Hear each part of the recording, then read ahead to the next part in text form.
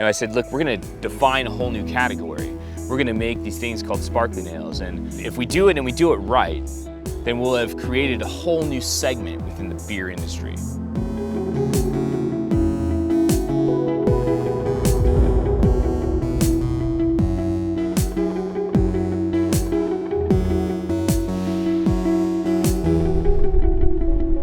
Gather round. It's time to learn about the brewers and the bees. While you might not think these two workers make for good bedfellows, mead or honey wine is the first alcoholic drink brewed by man. When we think about who we are and we think about what we do, sparkling ales is such an important part of kind of what we are as the ethos of Calicraft. So it's now our job to not only make sparkling ales something that are different, which are beers that are fermented with wine yeast, but what we do with Wild Wit is we use wildflower honey that is locally sourced from around the area. We use organic Valencia orange peels. We actually use the whole oranges. And then we use, actually some of them are coming from this tree right here, Meyer lemons as well. Well, without bees, without pollination, without crop pollination, these are the heavy lifters in the agriculture industry are honeybees by far. So if you think about it, all your fruits would be non-existent because they wouldn't be pollinated. So I can tell by the way that they're buzzing, the way they're flying, and I've been around this hive a lot, that they're happy. Bees are creatures of habit like any creature. They've got memory. They have exact location where the hive is. They know exactly where it is down to 3 feet. It's the only insect that has a body temperature. All the insects that I know have no, even colonial insects have no body temperature. So the queen is on one of these frames, and all they're doing right now is collecting nectar and pollen and bringing it in the front door. The queen bee is paramount to a colony's survival, and there can only be one. When she's run her course, the hive selects a young larva to take her place by feeding it royal jelly. Hey, Blake, how are you? Good. How are you? Good, really good. Yeah, Working really on bees. Well, You're an old beekeeper yourself, right? I'd hardly call myself a beekeeper. Or that old. Yeah, that's right.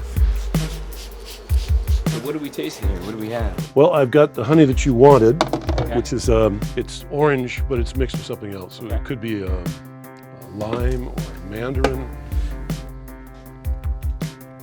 Oh, wow. It tastes like orange juice. Yeah, I could always tell the honeys that they're going to be good in the beer because they have a specific start. It starts and it comes on strong. Yeah. But then halfway through, it kind of gets that clean, creamy finish. I knew you'd like that because it's got a lot of shimmies in it. Yeah. All right. Well, Steve, thank you for today, and thanks for the honey. Yeah. Thanks for coming over. I look forward to it. We're gonna make a darn good beer. I want to have some of that first brew. I want the best of the best. You will. When I created sparkling ales, it was actually an accident. I did it in my dorm room in Berkeley. I brewed a batch of beer. I tried to make a Belgian Golden Strong. I used a dual yeast. It didn't ferment out. It ended up sweet. They said, and maybe we go see it later today, they said go use champagne yeast. It'll help clean it up. So I bought the wrong yeast and I threw this expressive champagne yeast, and suddenly it made this beer that was better than anything I'd ever had. As a fledgling brewery, they're taking a big risk. But the payoff could result in being respected as the first pioneers of a new beer style. With all our powers combined, here comes Wild Wit. We gotta have the rice hulls because we're adding the flaked wheat and it also has flaked oats. So what that does, it does two things. One is it adds fermentables, so fermentable sugars, but the other thing it does is it gives you like a nice mouth texture. So if you think about wits, they tend to be really dry, but if you don't have any sort of mouth texture, it's just like dry and citrusy, dry and spicy, dry and citrusy, dry and spicy. So by adding flaked wheat and flaked oats, it'll give it some sort of kind of mouth characteristic. Where Berserkly was Belgian Golden Strong meets Champagne, this is Wit meets Sauvignon Blanc. When I met my wife, she knew that I wanted to start a brewery. I've wanted to start it since I was 9. And so it hasn't been easy, obviously, but my kids are, that's what I live for. Having the two of them and watching them grow up as I was kind of making batches of beer over in the garage, she figured out real quick that wort is sweet.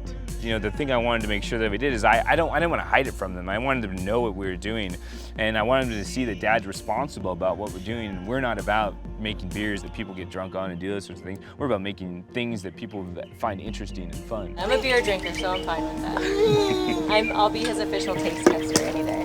How are those? Those look good? What are you laughing about? I think kind of makes people excited to come here, and why do you think that you're seeing such a boom, especially in your shop? Well, I think there's a boom because people are appreciating craft beers, diverse beers. Yep.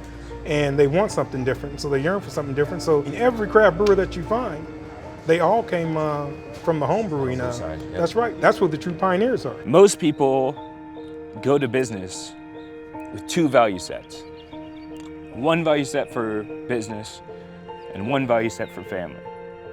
I go to business with one value set, family. We want to represent ourselves authentically, and we want to do it in a way that, you know, that when I bring my kids in, you're like, I know him and he knows you, and that's the way we work. So put a honey beer up to salute our colonizing counterparts, and remember that life's work of 100 bees collected from 1,000 blossoms has sweetened your sip.